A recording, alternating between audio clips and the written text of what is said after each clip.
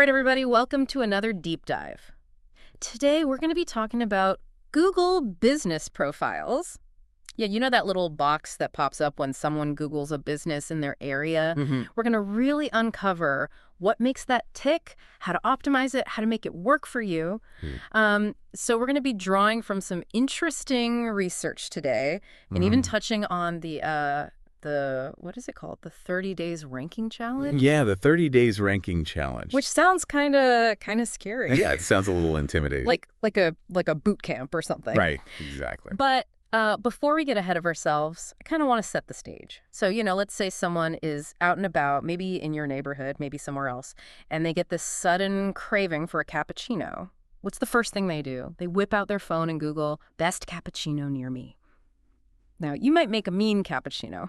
You might. But if your Google business profile is a wasteland, they might as well be on another planet.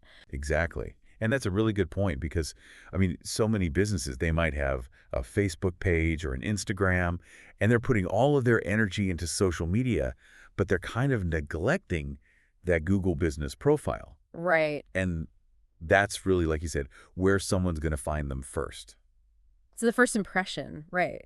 And especially for local businesses, it can make or break you. Think about it. Google even has that thing, the local 3-pack. Yeah, the Holy Grail. So, you want to make sure you're in that coveted top 3 spot, because if not, you're practically invisible. It's true. And, Google doesn't just pick those businesses out of a hat. There's a rhyme and reason to it.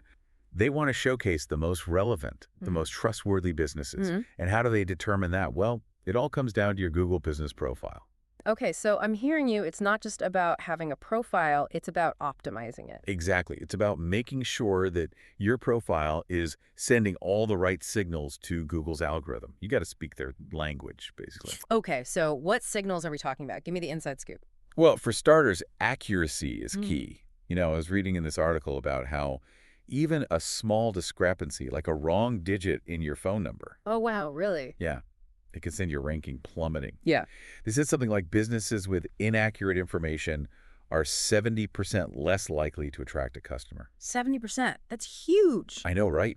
You gotta sweat the small stuff. Okay, so accuracy is crucial. What else? What other signals should we be paying attention to?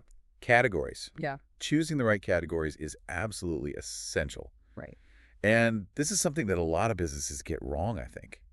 Because it's not just about choosing a category that vaguely describes what you do. It's about strategically positioning yourself. Right. In that vast landscape of Google search. So categories, this is where it gets really interesting because it's almost like, there's a strategy to it, right? It's not just about saying what your business is. It's about figuring out what people are searching for. Yeah, exactly. You've got to think like a customer. When someone's on Google, they're on a mission, right? They're looking for a specific solution to a specific problem. Right. And they're using certain keywords, certain phrases.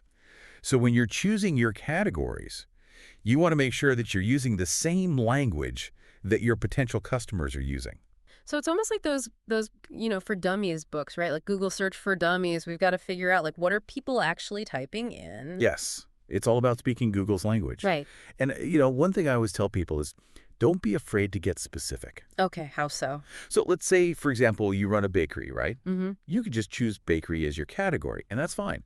But what if you specialize in gluten-free vegan cupcakes? Ooh, niche. Right. If someone's out there searching for gluten-free vegan cupcakes near me, and you haven't listed that as a category, you're missing out. You're totally invisible. Exactly. So get granular. Don't be afraid to really drill down into the specifics of what makes your business unique. Okay, so we've got accuracy, we've got categories. Anything else we should know? One more thing, and this is important. You can't just set it and forget it. What do you mean? Your Google business profile isn't like a static thing. It's got to be alive. It's got to be dynamic. Keep it fresh. Exactly. Yeah. Think of it like your storefront window. You don't just put the same display up and leave it there for months on end, do you? You're changing it up. You're putting your best foot forward. You're grabbing people's attention. It's the same idea with your Google business profile. Right, because otherwise it's like that store that's been boarded up for 5 years and you're like, are they ever coming back? Right. And you know what else? Google actually rewards businesses that keep their profiles fresh and up to date. It shows them that you're active, you're engaged, and you're relevant. And the more active you are, the higher you're going to rank in search results. Okay, so how do we keep things fresh? I'm glad you asked. There are actually tons of ways to do this. You can post regular updates about your business, like any special offers you're running, any new products or services you're offering, or even just, behind-the-scenes glimpses of your I business. love those. They're great for engagement. And don't forget about photos. High-quality photos are crucial. Make sure your profile picture is eye-catching and post photos of your products, your team, your storefront, anything that helps people get a feel for your brand. And reviews. Reviews are huge. Oh, absolutely. Encourage your happy customers to leave reviews. Respond to both positive and negative reviews promptly and professionally. It shows you care, right? Exactly. And it shows Google that you're an engaged business owner who values customer feedback. Don't forget that Q&A section, too. Ah, yes, the Q&A section. Another often overlooked gold mine. Answering questions, providing helpful information, it all adds up. So basically, think of it as your 24/7 online customer service desk, right? Always open, always there to provide support. 100%. And, the beauty of all of this is it's not rocket science. It can feel like it sometimes, though. I know. But trust me, it's all about taking those small, consistent steps. Remember that 30 days ranking challenge we mentioned earlier? Oh, yeah, the boot camp. It's not quite a boot camp, but it does a great job of breaking down this whole optimization process into bite-sized, manageable tasks.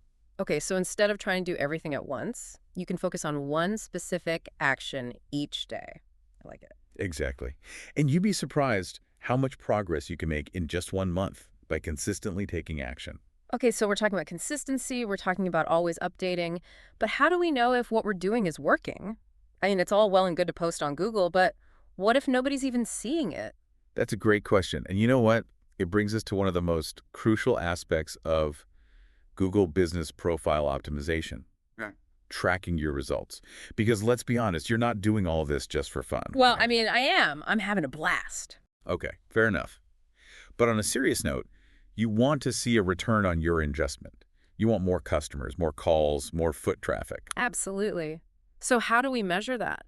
Well, the good news is that Google provides some pretty powerful tools for tracking your profile's performance. Okay. You can see how many people are viewing your profile, how many people are clicking through to your website, how many people are calling you directly from your listing. It's like having a secret spy cam in your Google listing. Right. You can see exactly what's working and what's not. And that allows you to make adjustments along the way. So let's say, for example, you're posting updates regularly, but you're not seeing a lot of engagement. Yeah, tumbleweeds. Maybe you need to experiment with different types of content, or maybe you need to post at different times of day. The point is, you're not just throwing spaghetti at the wall and hoping something sticks. You're being strategic, you're analyzing your data, and you're constantly refining your approach. This is making me think of that 30 days ranking challenge again. Do you think that could be helpful for people who are just getting started with Google My Business, or maybe even for those who've been at it for a while but feel like they're hitting a wall? Absolutely. I think it's a fantastic resource for anyone who's serious about taking their Google business profile to the next level. It's like having a roadmap, a guide, a personal trainer for your online presence. So it's not just about checking boxes, it's about really understanding the why behind each action. Exactly. It's about making informed decisions that are going to move the needle for your business. And I think that's a perfect note to end on. If you take away one thing from our deep dive today, let it be this. Your Google business profile is a powerful tool. And like any tool, it's most effective when you know how to use it. So true. Don't be afraid to experiment. Don't be afraid to ask for help. And most importantly, don't underestimate the impact that a well-optimized Google business profile can have on your business's success. Couldn't have said it better myself. This was awesome. I learned so much. I hope you did too, listeners. Until next time, happy optimizing, everyone.